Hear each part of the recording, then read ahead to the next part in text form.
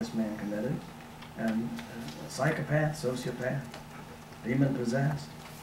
But it's horrific. And so in the intertestamental period, people are longing for peace.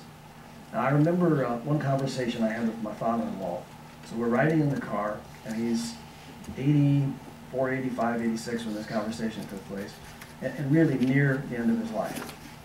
And I said, "What's your next project?" He said, "I'm going to write a book."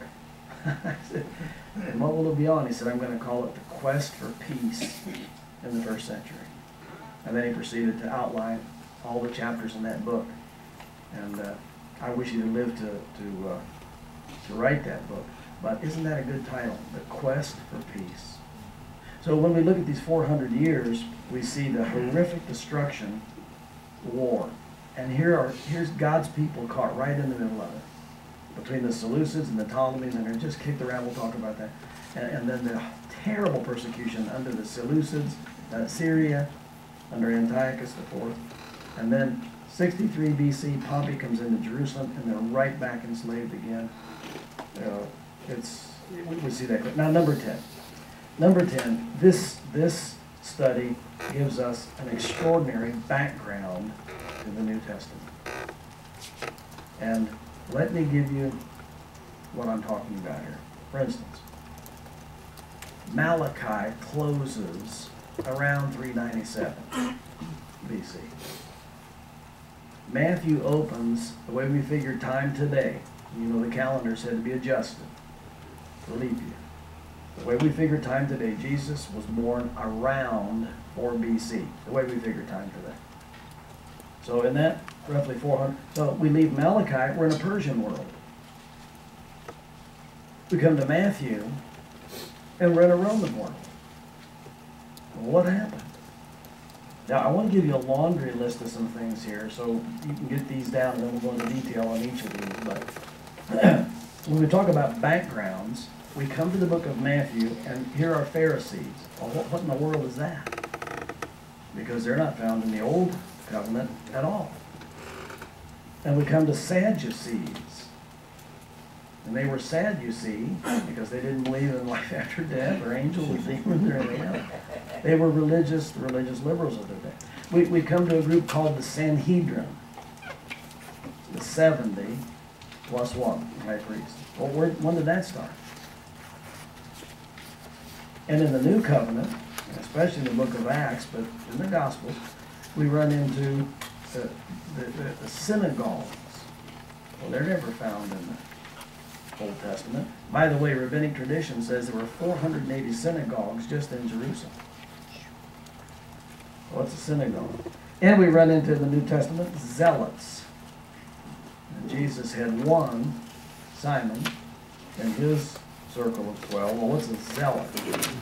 And in the New Testament, we run into Herods and Herodians. Well, they're not found in the Old Testament. You see what we're saying? We come to the New Testament, and we have traversed 400 years, the amount of time between now and the Pilgrims coming over. And there have been some enormous changes. Well, we have, again, Sadducees. We have our Pharisees. We have Sadducees. And we're going to talk in our study a little bit about the Essenes, even though they're not mentioned in the New Testament. And in 1947, the year I was born, we find the Dead Sea Scrolls. We'll talk about this and their impact on the time between the Testaments. And the group which lived in the desert here and wrote these so-called Dead Sea Scrolls. Well, all right, in the New Testament, we run into strong Greek influence. So how'd that happen? Next, we run into emperor worship. And then in John 10:22, and this used to really puzzle me when I was the Zealots. This is an actual photograph taken, all right? Wouldn't it be funny if one of these guys had a selfie stick? You know? I'm just saying.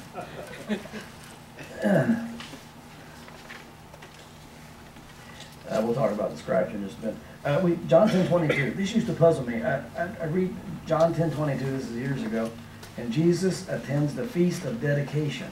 Remember that? And I looked in the Old Testament. Is there a feast of dedication in the Old Covenant? Nope. So where'd that come from? Why is Jesus attending this feast, and what is it anyway?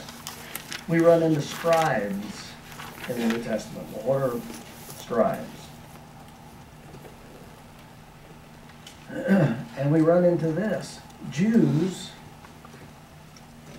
settled all around the Mediterranean Sea.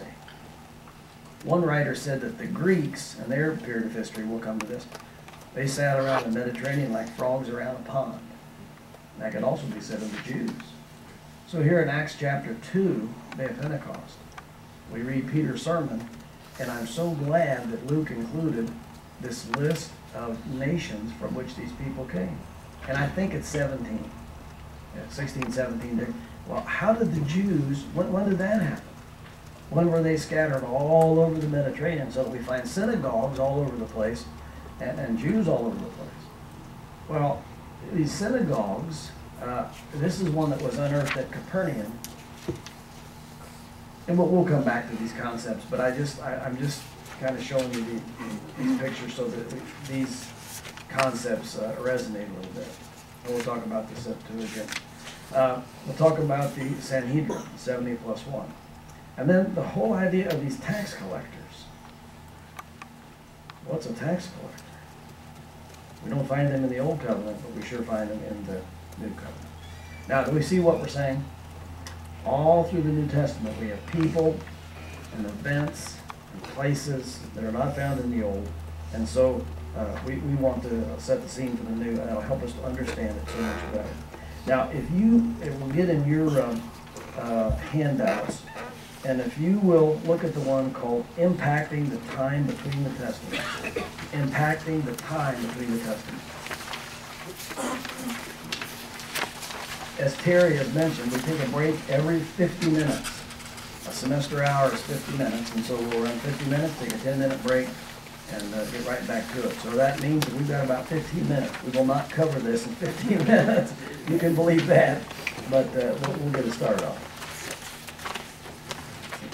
Now, let me tell you how I want to approach this class so that you'll know exactly what we're doing. Say it again. You need to call Oh, no, I don't, Brenda, not yet, but thank you. It'll be soon. Here's the way we want to approach this. I'm going to give you lots and lots of definitions so that when we tell the story, we don't have to stop and figure out what is a Herodian as we go through the story. So let's get the definitions on the table, and there will be lots of them.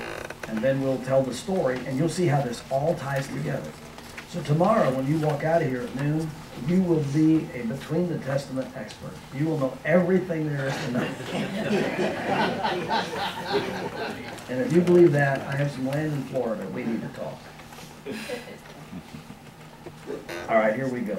Impacting the time between the Testaments. Now, Brenda, God bless her, has left plenty of room for you to write so that you have spaces there so that as we go through this, you'll have some room to take some notes so that when we come to these people, places, and events, you'll say, oh, I know what that is, or at least it's in my notes.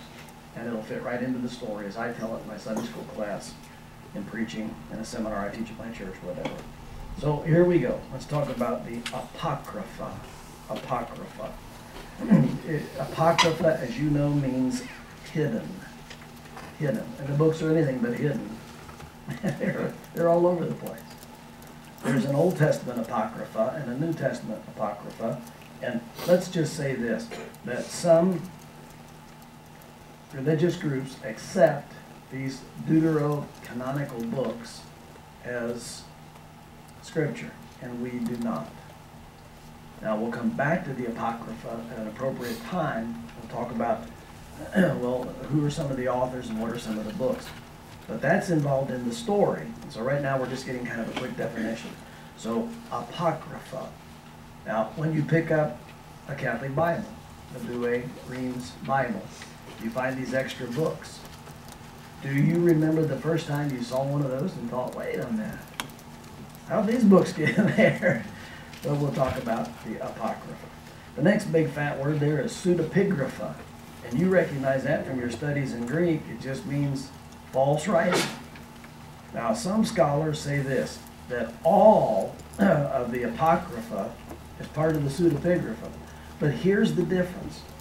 Pseudepigrapha, in a one quick sentence definition, these are books that are written by somebody who signs somebody else's name.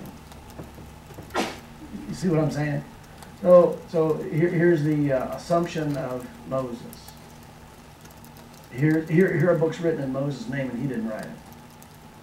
Here are books that bear Enoch's name or Isaiah's name.